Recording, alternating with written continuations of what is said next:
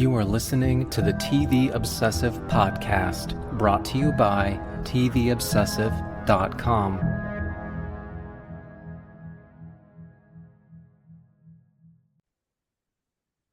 Okay, welcome back to the TV Obsessive podcast for today for episode 168. As always, my name is Cameron Crane, the executive editor for TVObsessive.com. I'm joined by Ryan Kirksey, writer and contributor for the site. How you doing today, Ryan? Doing great. Great as we get into August here. Been trying to catch up on watching a lot of things lately. We'll talk about one of them here in a little bit. One thing I did not watch was Hall of Fame game last night. I don't know, is that a must see TV for you? I heard a podcast, I think it was the Fantasy Footballers podcast, call it football like substance. So Yeah, it's not the real thing. I don't know if that's something on your radar. yeah. So actually, we didn't until that's everyone. We didn't put this on our show sheet, but yes, I was thinking it was talking about I do because I did watch it. Mm. As a football fan, it's like okay, football's back. I'm getting excited about it. I'll tell you this, Ryan. So first of all. Yeah, so like I turned the game on, and in particular for the first half an hour or so watching this game, I was like, oh my God, this is awful. I mean, because that's not just preseason, but it's Carolina versus Arizona, and we're going to Right. be talking about very good teams, and the starters aren't playing basically for the most part. However. In part, in order to get myself more invested in the game, I put in a DFS ticket, Okay. like a I real was gonna say sicko. you must have gambled on something somehow to Yeah, get. this is like real degenerate kind of stuff here.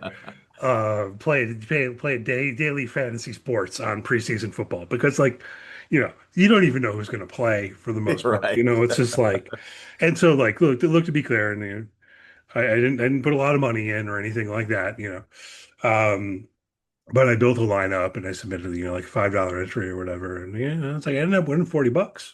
Hey, there you go. Not Okay. bad, yeah.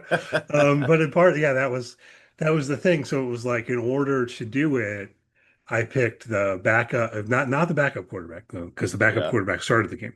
The third string quarterback Yes, on that's the the trick. Panthers, Yep. Haynes King, who's kind of an exciting prospect, and then some other people who've been around in the margins where I was like, oh, I remember being kind of excited about Corey Kiner at one point. Do you know he was on the Cardinals? He's on the Cardinals. We'll probably play. So, but I will say beyond that, and look, I don't, and by no means like telling people to gamble, but I view the DFS as at least a little bit different because there's at least arguably some level of skill involved as opposed to just betting on the game. Like betting on the results of a preseason game is the stuff Yeah. that seems particularly like would be problematic to me Yeah. because it's like the games don't even matter, man. Like and how are you going to predict who's going to win the game anyway? Um, Beyond all of that, it actually ended up being a pretty entertaining game. Yeah, It, it it did. I mean, actually I did. watched some highlights this morning and there was a walk-off touchdown, but your point is right. If you're gonna invest some time in a game like that, you got to make it interesting somehow. And that was the way to do it, what you did.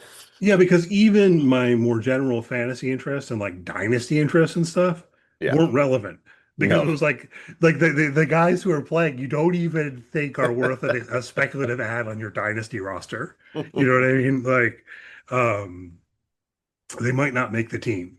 Uh Yeah, that's right. uh, That's right. so anyway, I did check it out and it's nice that football is going to be back. I'm sure we have a bunch more preseason games and I probably won't watch them very much beyond this one and but yeah that beyond that I did want to mention so it's August 7th today. Today was the official release date because Apple TV always does that, although it probably came out last night, I'm not sure.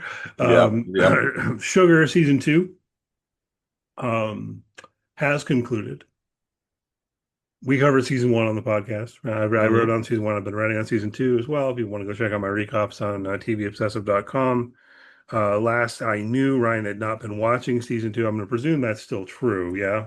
Yeah, at this point, I just was waiting for it to end so I can binge it at some point. And yeah, you had said this week would be the week to talk about it since you've now seen the finale. Yeah, just briefly. I mean, I don't want to get into spoiler territory or anything, but I would encourage you to watch it. I'm really curious, I will say, whether it'll get renewed. Mm, So I was checking even right before we got on because sometimes Apple does that thing where they announce a renewal or a cancellation like on the yeah. date the season finale comes out. It's such an odd show, as you know, even from just season one. Yes. And season two continues that. I think I enjoy the vibes a lot, and that does a lot for me. Um, because, at times I feel like the show can't decide whether it's a police procedural or a sci-fi show Mm. or a cop drama, What do you mean, Cameron? Police show or a sci-fi show? I don't understand. but like ultimately I want to say complimentary after that almost. It's Okay. like it's an interesting mix. So I will say I think we talked about this briefly, and uh, for anyone who, like you, has seen season one but hasn't checked out season two, I recall saying towards the beginning of season two, I was a little bit surprised about how the season began, because it seemed like season one clearly set up what they were going to do moving forward. Yeah. And basically, the beginning of season two was like, oh, this is kind of a curveball. I still wonder a little bit whether anything happened, kind of behind the scenes that was an adjustment or whatever.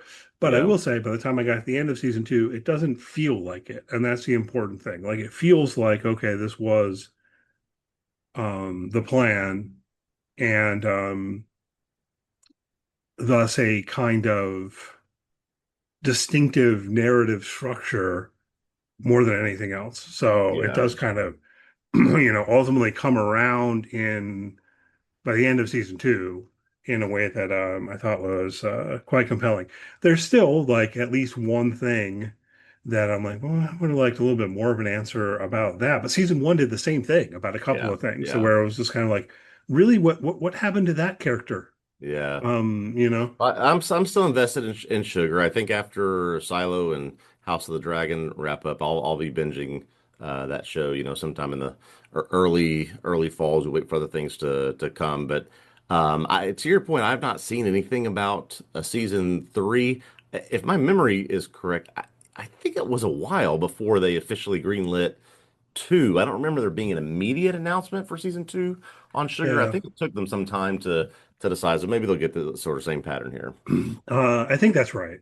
Because I had the same feeling after season one. It Yeah. was kind of like, oh, this show is really kind of interesting, and I think I like it, but do other people like it? It's like I don't feel like I see a lot of people talking about it. I see some, Yeah. or a couple people have like commented on my articles or things like that. So like I know there are other people who watch it, Yeah. at least some, but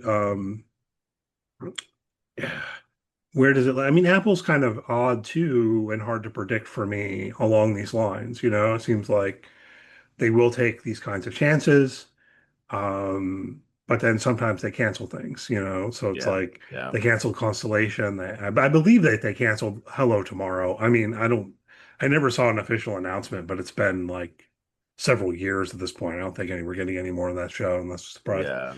Um, but then, yeah, then also the timing seems to vary from something like Hello Tomorrow, where I feel like they just never said anything. So it gets to the point where like, oh, well, figure that one's canceled, to some of this other stuff where they've made the announcement right as the season finales releasing. And Yeah. that's also gone in both directions, right? Like I mentioned Constellation. They announced that Constellation was canceled like the day the season finale came out. Just like, don't get your hopes up that this is going to continue. I know Yeah. that's not a cliffhanger, but don't hope for more. You're not getting. They seem to So, have shows, we're talking about one right now, Silo. Obviously, we just finished talking about another in Widow's Bay. I mean, these shows do, I mean, in comparative terms, huge numbers. So they get these immediate announcements. They get panels at Comic-Con. They get, all sorts of stand-up. We already know that Silo's coming next summer. Then they have shows like Constellation where it's, oh, this didn't hit, so we're gonna just put the axe on it. And then there's others that are saying, we'll wait and see and digest some things before we determine what's next. That seems to be where Sugar is landing in all this.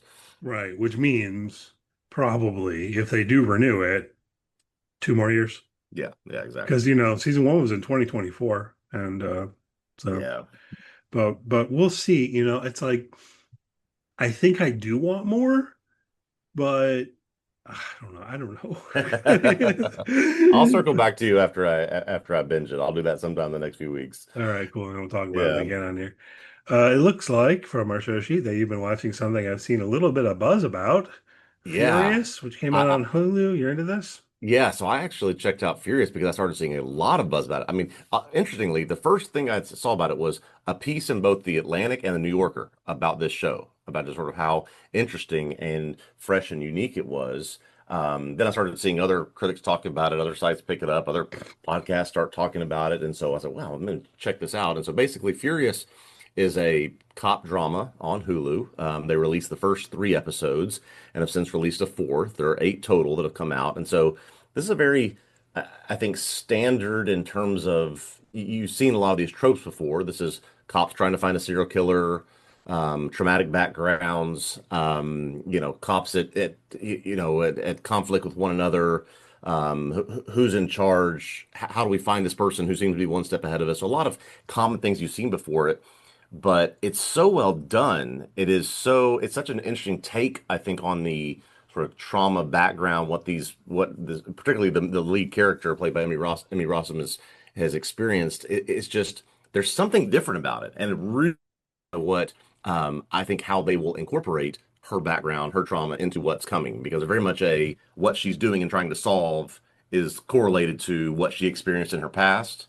And Okay. so as they try to catch this person and sort of her dealing with her stuff at the same time, it's so well done. And I don't even remember anything about this before this aired. I don't remember Steve talking about it. I don't remember an announcement. I don't remember us sort of seeing anything about the show. But I'm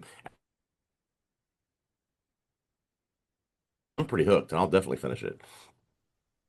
Interesting. Yeah, I mean, I may have to check it out. I think my only hesitation was along the lines of some of the stuff you were saying. Like you read the log line or whatever, and it sounds like, oh, well, seen any number of shows about it and kind of the same basic sort Yeah, of thing. yeah, But I'm more intrigued hearing what you say because for me, yeah, I mean, it is the ones where I don't know, it comes down in a certain way to how well it's done and how things factor in or yeah. whatever. So like you remind me of a couple things, and I don't know if this is fair because I haven't seen Furious at all, but season one of Luther came to mind as you were talking in a certain way. Okay, yeah, I did see that. Um with the connections with the past and how that fed in or whatever. And then The Fall. Do you ever watch The Fall? With No, I Gillian haven't seen Anderson that. and what's his name? Jamie Dornan. Mm-mm.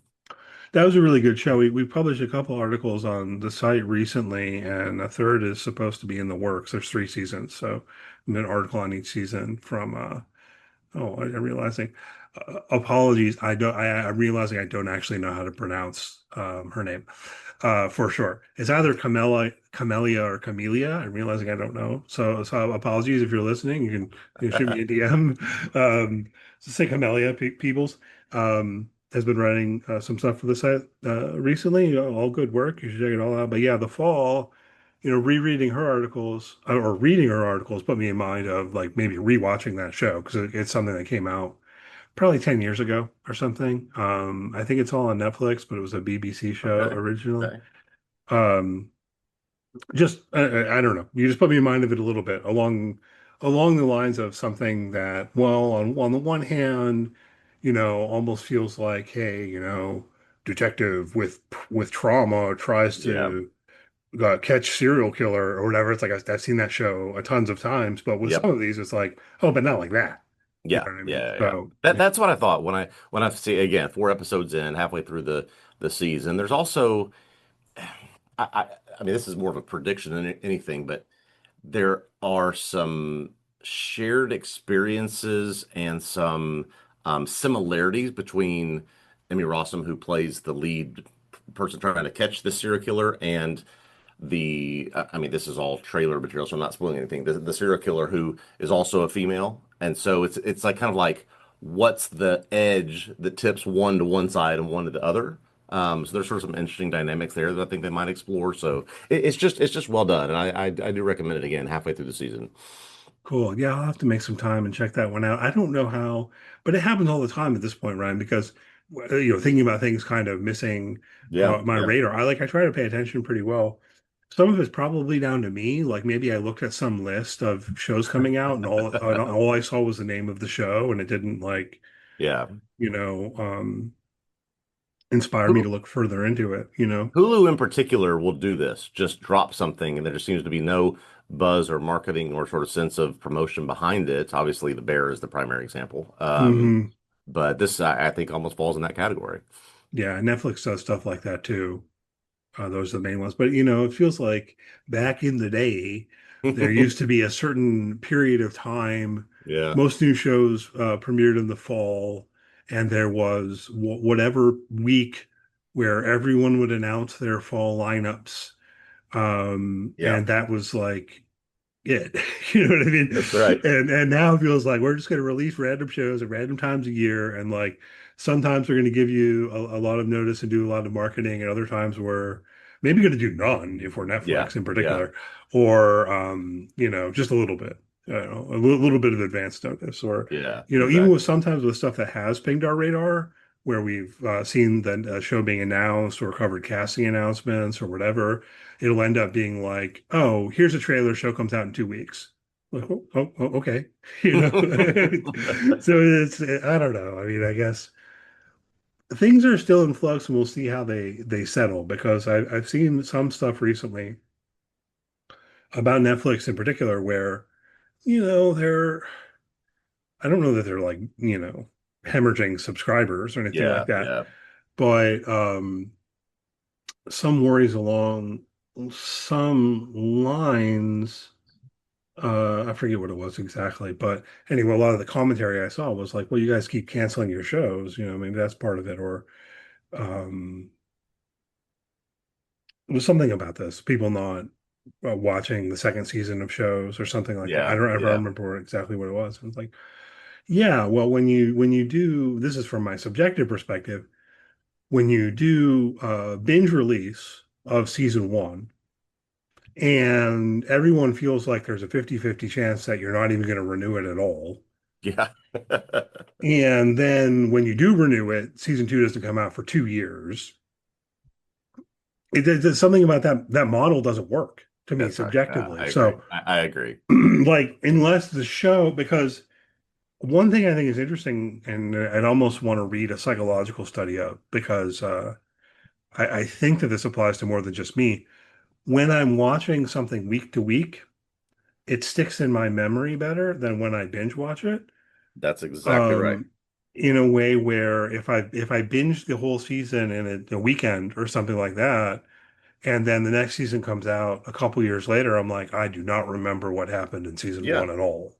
And, You and know? and that's the same in the broader zeitgeist as well, that there is time in between for conversation, for analysis, for thinking, for sort of studying what you're seeing. And so you build up this, sort of cache of thoughts about this show. And if you just Yeah. binge it, you're just beginning to end done. And then to have these shows, as you said, last 2 years, I mean, you just can't retain that stuff for that long. So you just completely lose it all.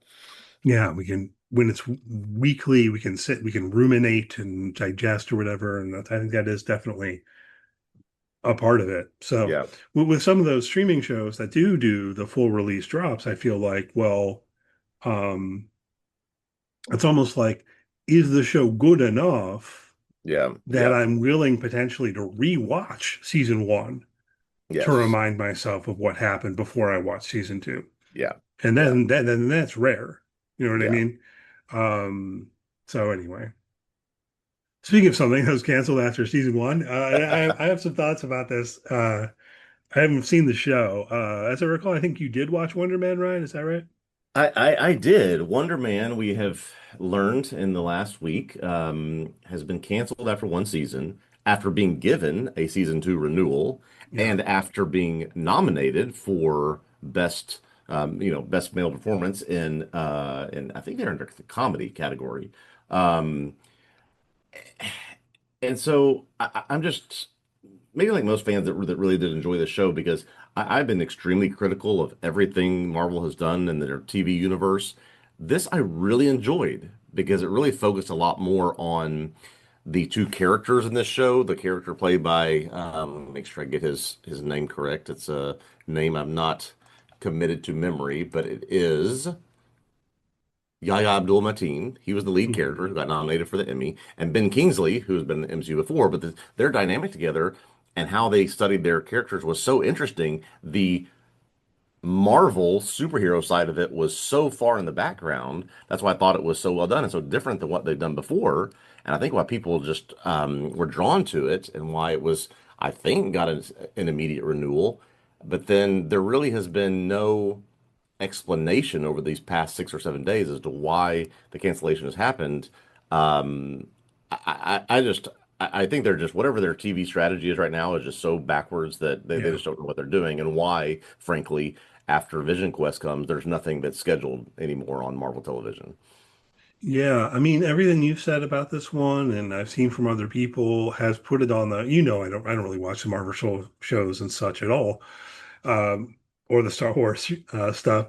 But I mentioned like I still haven't watched Andor, but Mm, I've seen enough positive stuff about Andor that even though I don't watch the Star Wars stuff anymore, part of me thinks sometime maybe I'll check out Andor. yeah, And yeah. Wonder Man, what I've seen about it, managed to get it in a similar kind of space. You mentioned nominated for an Emmy and so on. So I don't know. Maybe I still will at some point. But the other thing I wanted to say, even as someone who hasn't watched the show, is it got me pondering this a little bit, and I feel like it is a core principle for me, which is, of course, this is too simplistic in the real world, I understand, but I still feel like it's a core principle, like prima facie kind of thing. No takebacks. Yeah, yeah, yeah. You committed. Yeah, you committed to it. You know what I mean? So it's like, and so even just reading this felt like a violation to me. It's not that I'm a fan of the show. I've watched the show. Maybe I will later. I don't know. But like oh, you're renewed back in March or whatever, and then nope. Actually, you're canceled. It's like it's like Tim Robinson. I don't think you're allowed to do that meme kind of thing. Like, but I I mean it. I just don't think you should be allowed to do that. I mean, three things. Number one, more than any other show, perhaps apart from Loki, the critical acclaim that it got. It got a renewal quickly after the first season ended, and then an Emmy nomination. And literally a week and a half after the Emmy nomination, whatever the reason is, which they have not disclosed, to get a cancellation. I'm just baffled, frankly, as someone that's trying to hold on to the last threads of my Marvel fandom and make this stuff work. And I just don't I don't comprehend it. Yeah, I don't know.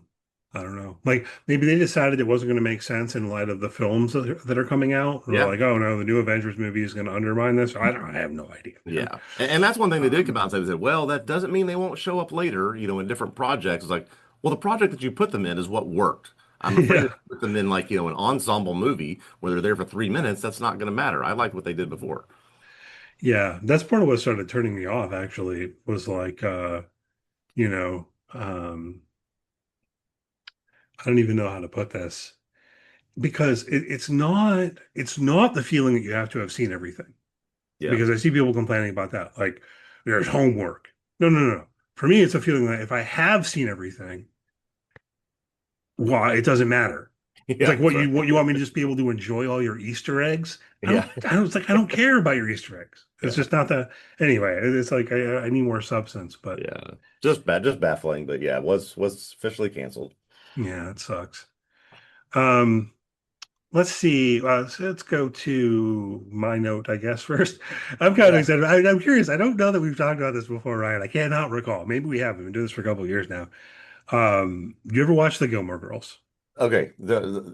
I have not watched Gilmore Girls. Now, the next two things we're about to talk about is like my wife and daughter's like dream scenario, like is what Okay. it's what's happening here. There is one show that my wife insists that I must watch, and it is Gilmore Girls, and I will watch the show someday because of how much she loves it, how much I think it is really a cultural touchstone. So yes, we have some new news on Gilmore Girls, but I have not seen it. I mean, yeah, I think from what because I think you've also mentioned to me before that your wife's a big fan of Buffy, which you haven't really seen. I think Correct. she should probably push Buffy on you first, personally.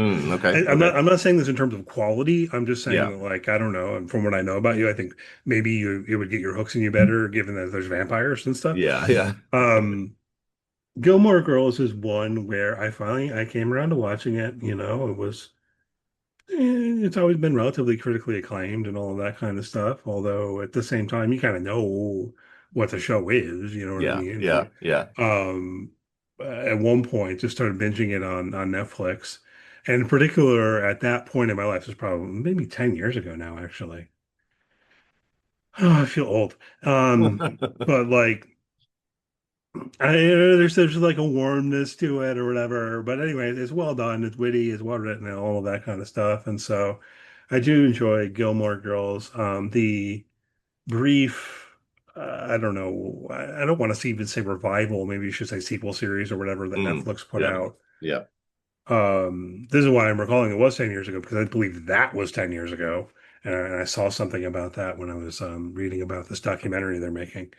That was, yeah, okay, whatever. Yeah. Um, but yeah, you should watch it at some point, Ryan, and you should when you do, you can come back and you can like let me know whose team you're on in terms of the love interests in the I've show heard and about all, this. and all of Yes. that kind of thing.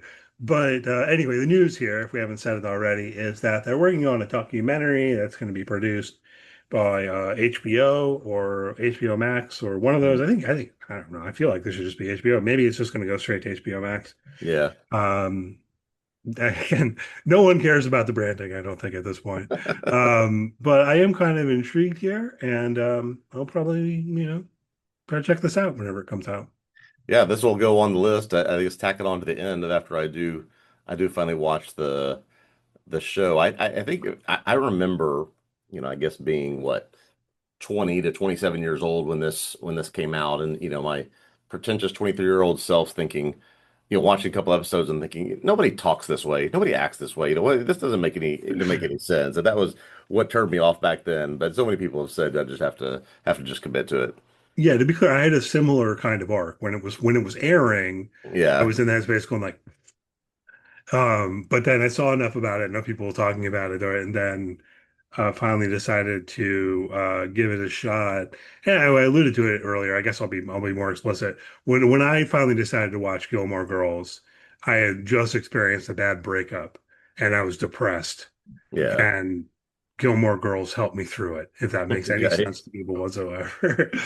um, but yeah. So the other thing. Yeah, I don't know if it's similar or not when it comes down to it tonally and it's a little bit different, but in another way that I don't even want to try to articulate, maybe feel similar. This Clueless sequel series. What do you think about this? Clueless is another one of these films that is like, I mean, it came out when we were teenagers in the 1990s, and Yeah.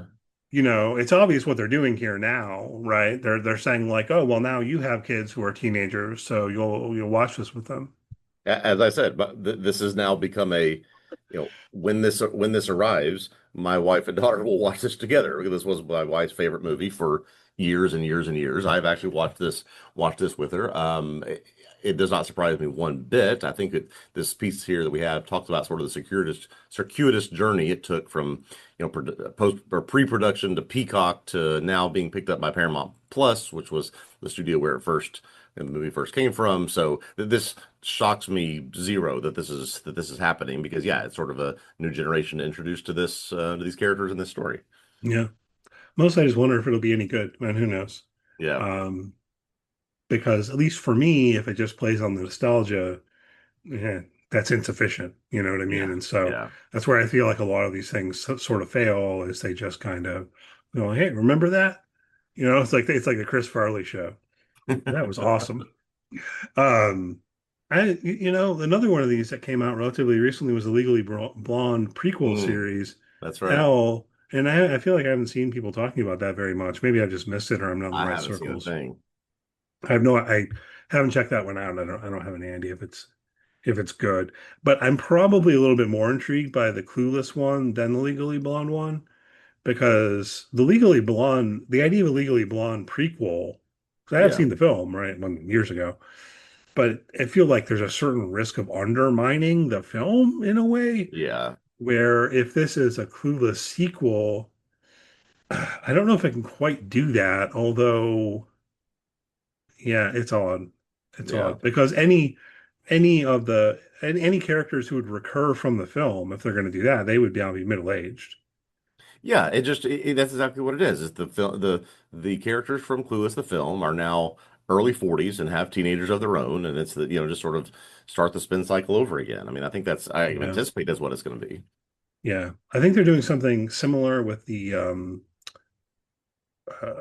Netflix series that's going to come out pretty soon, A Different World. Yeah, Like it's not yeah, a reboot, it's more of a sequel. I don't know how yeah, to feel about this whole plan in general. It's like from a business perspective, I get it, but from a viewer's perspective, it's like, well, is it going to be any good or what? You know what I mean? Like, and if it's just a matter of, hey, here's this like IP we own, let's do something with it to make money.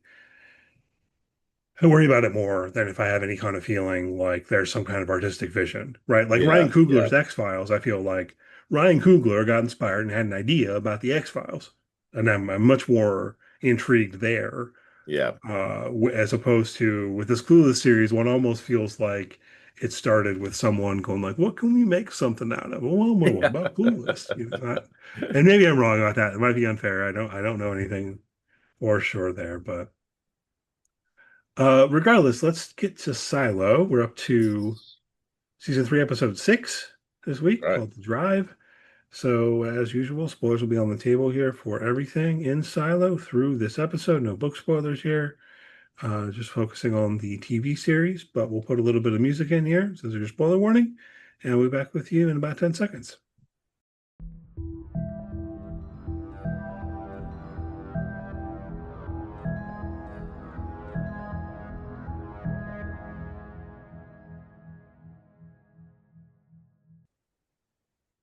Okay, we are here to talk about Silo, Apple TV, Season 3, Episode 6, The Drive, written by Sal Caleros and directed by Ulrich Riley.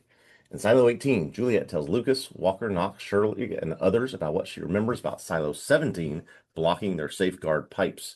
They come up with a plan to send 2 people to Silo 17 to see how they did that so they can duplicate it in Silo 18. Juliet gets permission from the algorithm under the idea that they're going to rescue children who are still alive over there. Camille and the algorithm only agree to let Lucas, Kyle, and Patrick Kennedy go as they secretly plan for those two to die. Billings tells Hank about the critical supply problem and enlists his help to help unravel the mystery and uncover some strange video footage of Glenda Harwood. As Juliet goes to prepare Lucas and Patrick for the trip, Camille informs the algorithm that the vitamin D memory suppression drug has been released into the silo's water supply so that everyone will forget Juliet. In the before times, Daniel and Helen remain locked in the van that has been taken over. Daniel learns about Helen covering up for a source, which led to her being fired by the Washington Post. At the end of the episode, they're escorted by police to an airplane hangar where they're greeted by Senator Thurman, who asks them if they want to help, quote, save the world. We were talking before we got on here about how I've kind of been sitting with this episode for 8 days or so. The question I want to ask is, did anything actually happen in this episode? I Not mean, I am really. thinking a lot about Daniel and Helen, but did anything actually happen here? No, not really. Not, Okay. not, not, not, not a lot. I mean, yes, actually. I mean, well, are we talking about the before times or the silo? Because in the silo, I think there is at least one huge thing that happens, but then it kind of raises more worries in me than fun speculative thoughts. We'll get there. Let's start with the Yeah. before time stuff because I think there in Yeah. particular, it did kind of feel like, oh, well, again, This nothing is really two happens. episodes in a row that Daniel and Helen have done nothing.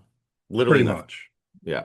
Pretty much, right? I mean, it's like last week it was they're in the car, we give just a brief scene. Oh no, the car's been hijacked by AI or whatever, and that's it. Yeah. This week, I mean, at least I enjoyed in terms of the flow of the show and how it felt.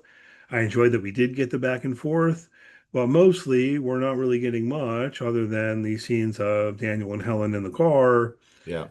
We get her explaining what led to these accusations of fraud or whatever. Hmm. that she was actually covering for a source. And Yeah. when it came down to it, felt like the only way she could do that would be to say, "Well, no, I just made that fake name up. That's not none of that's real," or Yeah. whatever. Yeah. Which how much does that matter? You know what I mean? It's Yeah. like I think I believe her, fine. I think I believe her, but even there, it's like, well, so what? I mean, um, because I guess what I meant there is, if anything, it would serve to deepen her character and to say something like, oh, well, she's the kind of person who would sacrifice her career to protect a source. Yeah. If we believe her, which I guess we believe her, I want Yeah. to believe her, you know Yeah. what I mean? But it's like we're watching a TV show that makes us question everything, and nothing can fully escape that for me. Yeah. So, It just for me, it's going back to again after two episodes out of six of them not progressing, anything, not us not learning much. We're certainly left with a cliffhanger here of what this means from Senator Thurmond at the end. But I think this is just another advantage of having having read some of this material and realizing how much cool stuff there is in the second book and this storyline in particular, and they're just doing none of it. Um, hmm. I, it leads me to believe that they're just going to be. It seems like unless they just really start picking up the pace these next four episodes, they're going to stretch that story throughout the third season or throughout the fourth season as well. I mean, that just seems to me like what has to happen because there's so much cool stuff that connects the two timelines. I'm just curious what they're going to do. Maybe so. I don't know. Again, I Yeah. haven't read the books at all. If people are worried about this who are listening, Ryan has read, but not there are three books, right? So you haven't read the third book Yes. at all. I've just started the third book, but have not made any real progress in it yet. Okay. So, but regardless, Ryan's not allowed to give spoilers from the books. I don't know what happens in the books. All right. So you're safe if you're like me and you want to take the TV show on its own terms. But we know the books exist. And yeah, I wonder about that because it seems like either it's going to be a matter of doing what you said and they're kind of going to drag things out, which I don't Yeah. know if, um, like, is there before time stuff in the third book So or is it that's just, what I have yet to learn, and that's I yeah, think the tipping point is to I'm going to I do not know. I've not yeah, seen or read any of that, so I'm going to speculate that there is not. yeah, And so if there's not, I mean then probably, they yeah. can hurry up and do some things and then sort of merge stuff if need be for the last season. But I frankly just I can't answer that. Hmm. All right. Yeah. Anyway, enough book talk. This podcast for people who haven't read the books. All That's right. right. That's right. Um, but I am curious about how far that story will proceed because, in particular, because these past two episodes, as we've said, there's not that much that's happened. Well, the other possibility would be that in the home stretch of the season here, in episodes 7, 8, 9, and 10, maybe that's going to kind of take over in terms of Yeah. runtime because it's in contrast, kind of feeling like when it comes to the stuff in the silo, I don't know how much more there is to do this season. Just, Yeah. I mean, it would be speculating about where they're thinking of the end point, you know? But I've been right about that in the first two seasons. Yeah. You know what I mean? Like, as we were talking about season two, I remember saying, like, but it's not going to come to a head till the end of the season. Yeah. um, so, But do you think like will they spend time with Lucas and Patrick, making their journey over to 18? Is this a show that can I hope deviate so. from the two things that we're doing and go that direction for substantial amounts of time? Like, leave Rebecca Ferguson and the rest of the group behind and do that? I mean, I kind of hope we see that, but I hope so. I'm Yeah. not sure, especially if we get some more solo and all of that. I hope so. Yeah. Well, let's get a little bit more concrete here with questions. I guess before we move to the silo in more detail, the one big question with regard to the before time stuff, I think, is, what does she mean, Yeah. Senator Yeah. Thurmond, at the end when she says, "Do you want to help me save the world?" I mean, previously they'd been kind of threatened slash bribe offered.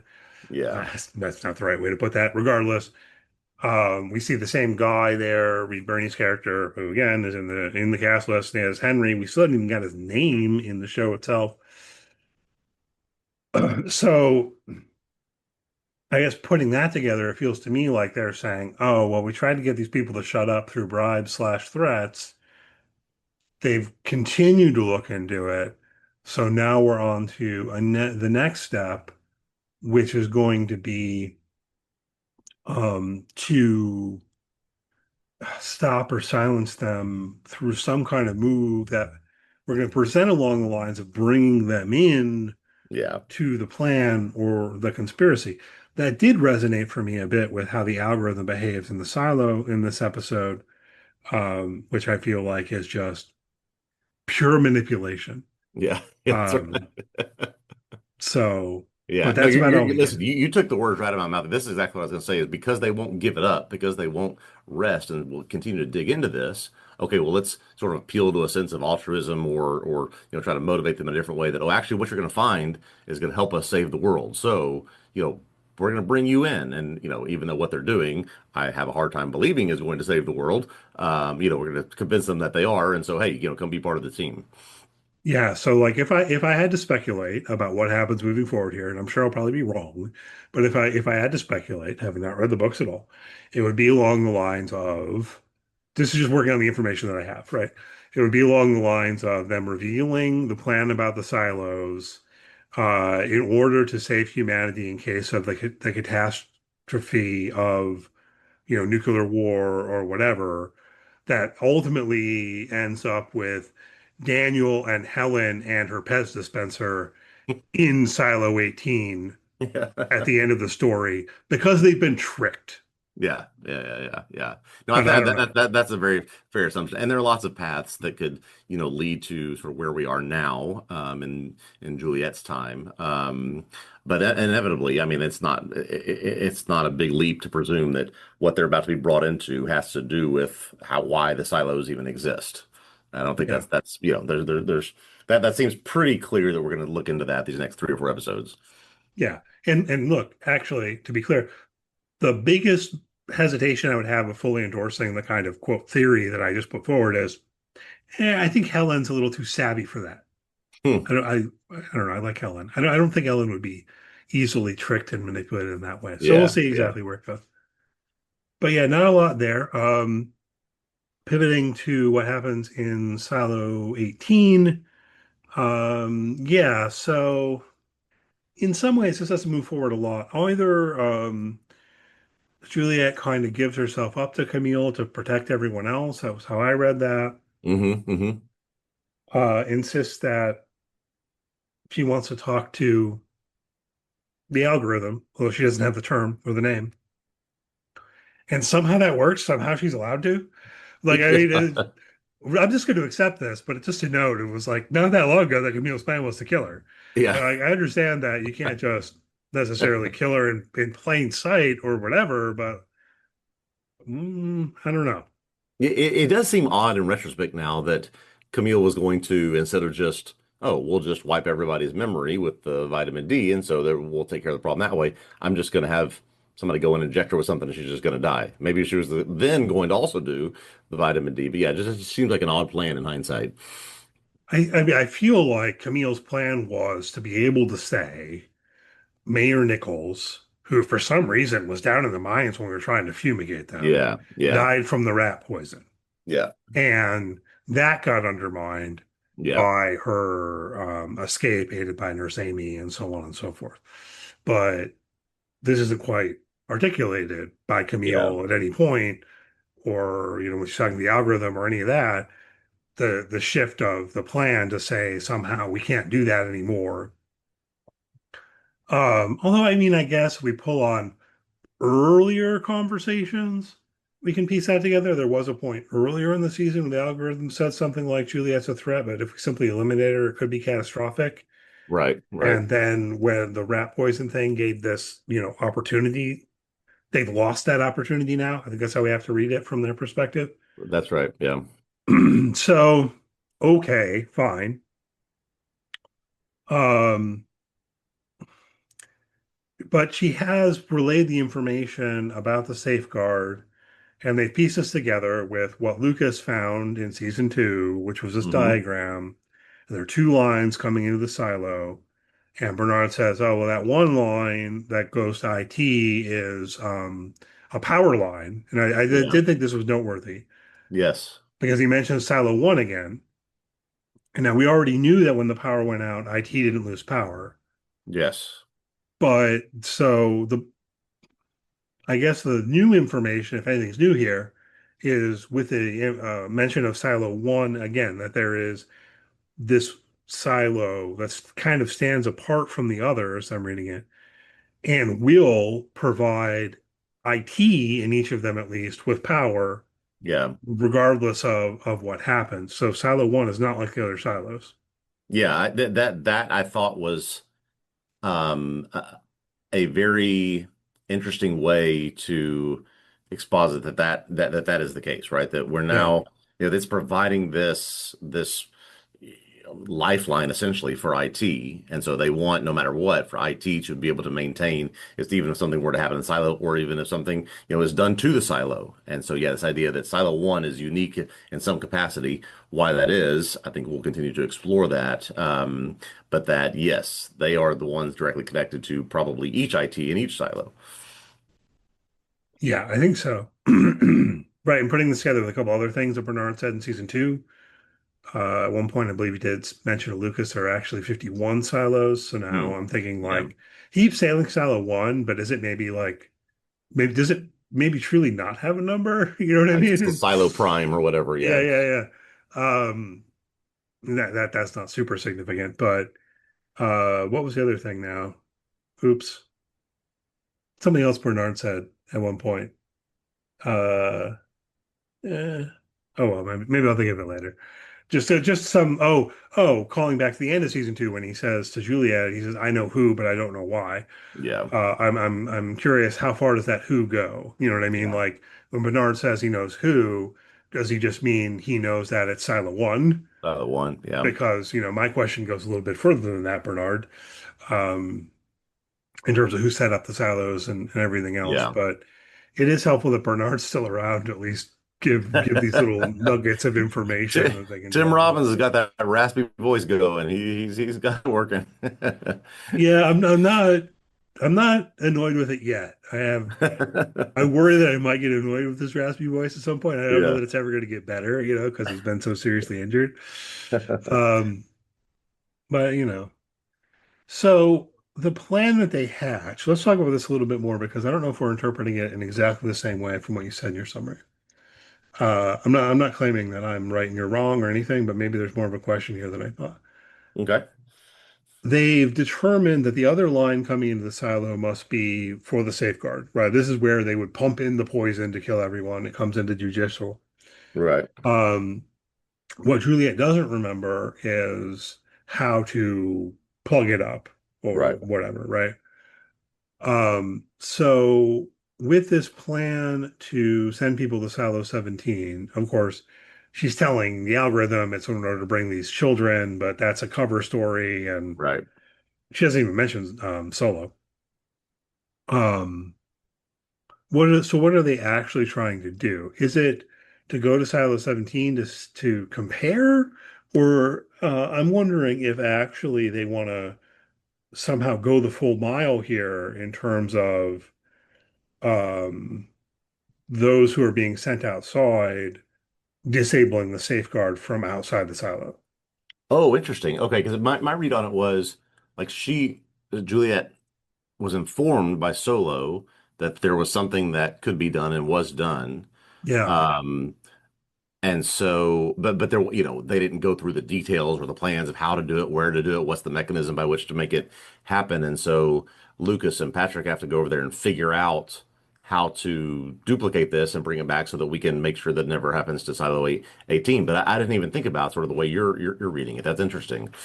I mean, I don't think we're told explicitly, really, and it Yeah, would it would make like what you say makes enough sense. Where, it's like I think in Silo 17 they did manage to disable it from inside the silo, I yeah, think. But at the same time, if we know that it comes from a pipe outside, yeah. then it would be more straightforward if you could identify where that pipe is and seal it from the outside while you're out there. See, I thought that they were just Um, so far underground that you couldn't access it. Do I have that wrong? I don't know, maybe I don't know. I don't know the answer to Yeah. this. I'm just thinking about, well, what exactly is their plan and where are we going to go with this? Are they going to go to Silo 17? Like, are we going to see Steve Zahn Yeah. in this season? I don't know that we know if we're going to see those characters in this season. Yeah. Yeah. Um, I don't think they were been explicitly put out there in the cast list, but you know, sometimes shows hold that Yeah. close to the vest on purpose. You know what I mean? Um, so And yeah, we should be clear, you and I have not watched ahead, so we don't know if Steve Zahn or others are showing up in this season. indeed, yeah, we don't know any better than people who are watching it as it airs on Apple TV. We do have Yeah. screeners, and they're like anyway. No, that's boring. I'm about to like go more inside baseball, and then people don't care. Um, but yeah, so what are they going to do? And this is coming to a head in a way where, all right, so Juliet wants to send Knox and Shirley. hmm We'll have to circle back and talk about them a little bit more in a moment. Yep. But both Camille and the algorithm says no, they're too important to the silo, but agree to send Lucas and Patrick Kennedy. Although they're also like, you know where they are because these guys are fugitives. Yeah, bring him to me and show me. So that seems like kind of a risky move already from Juliet's side. Um, the algorithm only says, well, if they are sent out, like, don't worry, Camille, there's no way they're going to make it to silo 17. Um, so there's that level of question here too. Will they somehow survive in order to be able to do what they're trying to do? Will they have the good tape from supply? Will that be sufficient? Yeah, yeah, And the other question I want to feed in here is another like pulling back on something from season two, which was this point where Solo had this kind of suspicious wording. If you recall this, when he says something like, and then the dust came, when he's talking about the rebellion in Silo 17. Okay. It's stuck in my, I remember we talked about it at the time, but we haven't got anything to connect to that, except maybe we are sort of now. But this is one of those things that makes me continually kind of speculate or theorize that maybe the outside world at large is basically okay. No, it's not safe right outside the silos, Yeah, but that might be intentional, right? That they're pumping the poison into that whole area.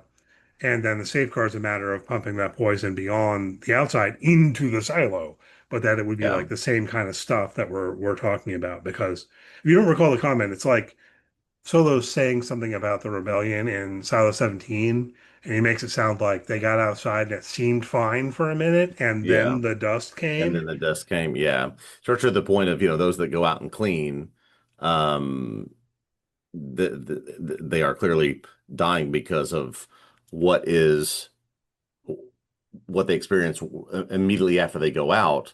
But we don't know if they were to escape some sort of perimeter from the silos. Would that also be the case? We just don't, we have no knowledge of outside the perimeter of the silos. Yeah, that's interesting too, right? Like maybe part of the whole procedure with the cleaning is that they pump the poison out only during the cleaning. Yeah, yeah, yeah. Um, so curious what we might learn about that. I mean, just in terms of the narrative, I have to guess that Lucas and Patrick actually leave the silo, I would think so. I mean, even if they die. I mean, it's like, even if they die, it seems like there would really be a sort of propulsive mission for them to try to do or succeed and try to bring back some information or, either a success or failure. And that would really push some story forward if they were able to do that again, even if they die while doing it. And so I, I think you're right. It's just interesting. I don't think we've had a little bit, I guess, of POV Lucas Kyle throughout this series. None really of Patrick, but sort of just send them out on a long mission. Made sense when Juliet did it. yeah, I don't know. It'll be interesting to see how they do that. yeah. I mean, of course, maybe in terms of the runtime, it's not that long, as it were, right? I Yeah. mean, that's the thing. You Yeah. can do a lot in a short amount of time, potentially, if you want to. Um, the other big thing that's happening in the silo, which you did mention, I believe, Hmm. is that Camille has decided to release the vitamin D plus, and it definitely seems like that's happening. Uh, I believe she says it happened 2 hours ago. well, I mean, she And thinks so it happened. how do you unring that bell? That's my question going forward. This is the thing where I really don't know what the show's going to do with this because it made sense to me to have it hanging out there as Hmm. this possibility, what is it, sword, whatever, um, that might fall. But like, if you're going to do it, well, man, you can't have, narratively speaking, you can't have everyone in the silo losing their memory. Exactly. Exactly. And it's okay, fair enough. So we did have Sim saying something indicating that it would be less severe than what we saw with Juliet. But still, I mean, that feels super risky if you go down Yeah. this path of making everyone kind of foggy. You know what I mean? Yeah. Like that could go wrong in television terms so easily. And It could just seem stupid and cheesy or something.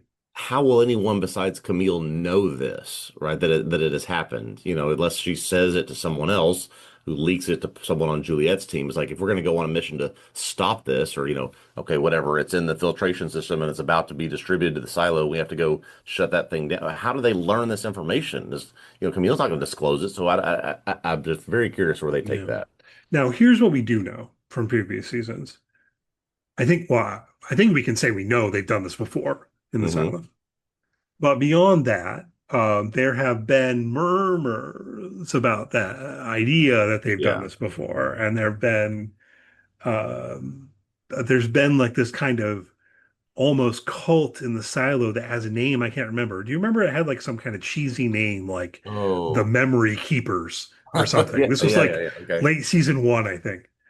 Um, we can double check that later maybe, but this is all I've got to go on is that there's been that underground kind of group Mm-hmm. of like we're the keepers of the flame who believe, you know, like is there any chance that the water filtration plant guy is one of those people?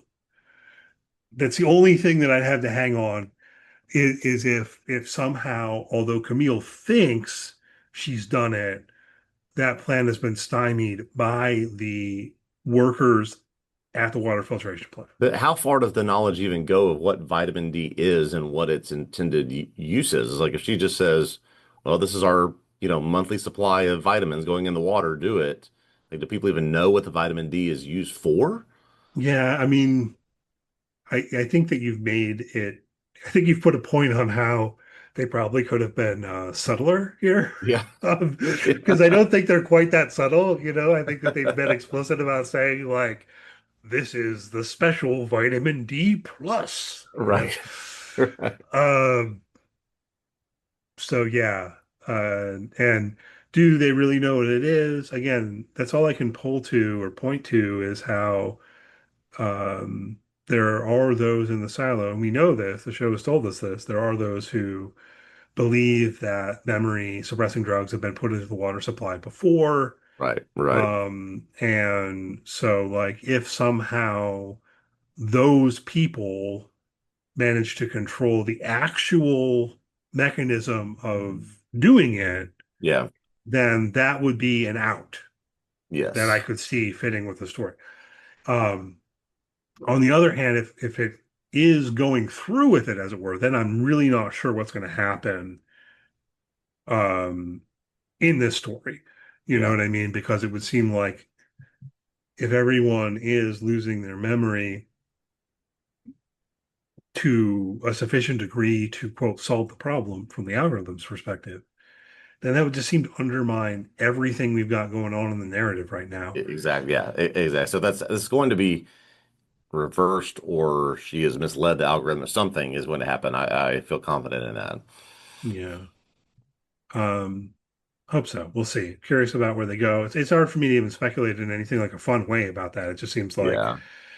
well, if what they tell us is true, I have no idea in a way that where I'm worried about it narratively, and so then I don't think that's what's going to happen. But then what? The best I've got is that idea of the whatever memory keepers or whatever Yes. stymies the Yeah. plan.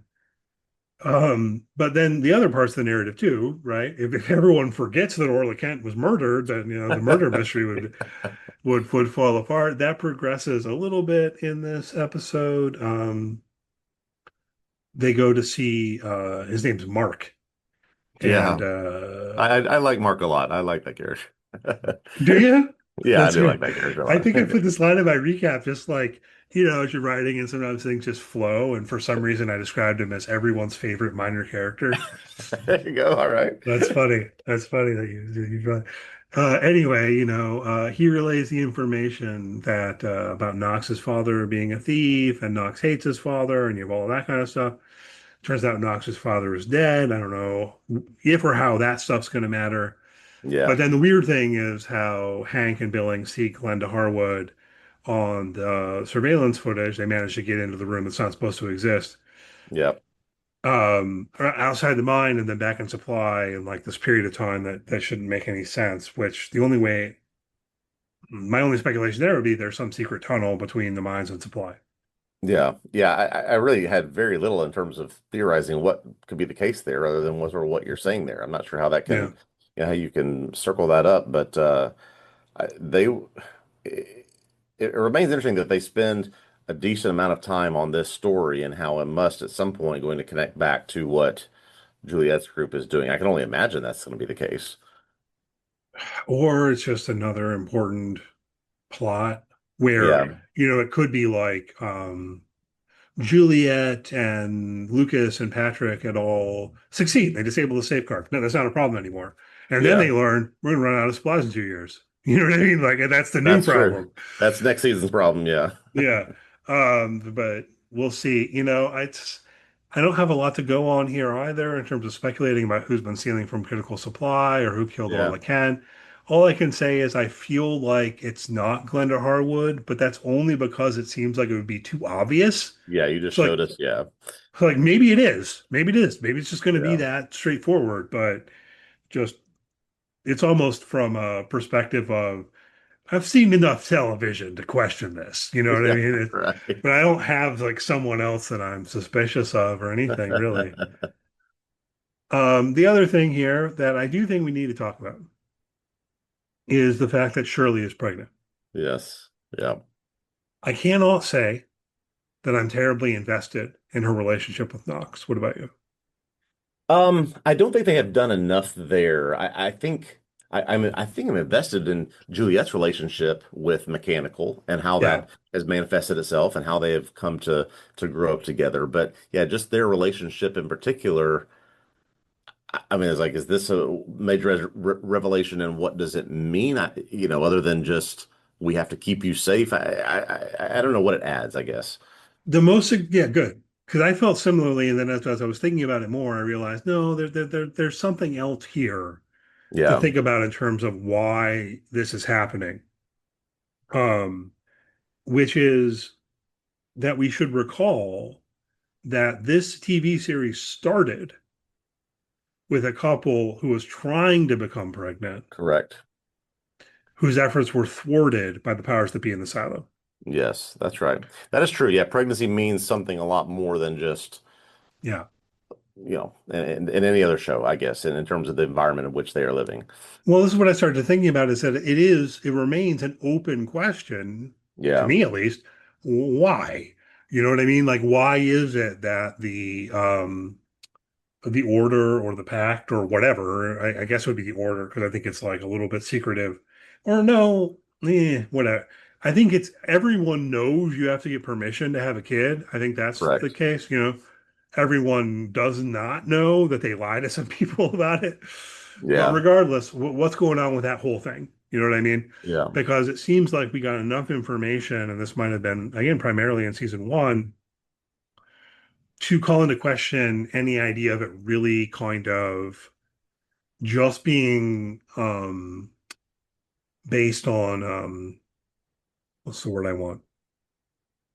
Like scarcity of resources, right? Because you hmm could see okay, we're going to be living in this silo. We can't have too many people in relation to the resources that we have, and that, why that would lead rationally to some degree of Yeah. population control, right? But I think we got enough information back in season one to undermine the idea that it was just that. Yeah. And they seem to be making more explicit decisions about what kind of people they're going to let have kids, that some kind of secret eugenics kind of things going on here. So Yeah.